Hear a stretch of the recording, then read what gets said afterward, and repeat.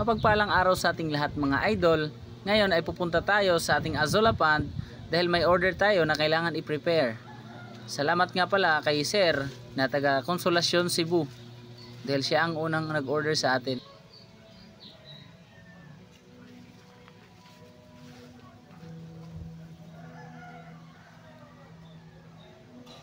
Sa mga nag-aalaga ng hayop tulad ng baboy, manok, itik, pabo, gansa o kahit mga isda tulad ng tilapia o hito na gusto ding makatipid sa pagkain, ay pwede din kayo mag-alaga ng Azolla para may pang-alternative na pagkain din kayo sa kanila.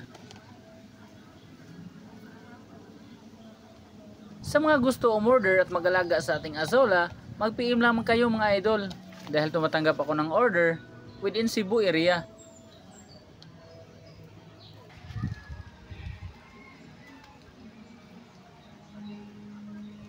At ito na mga idol, i-book na natin para ma-deliver na.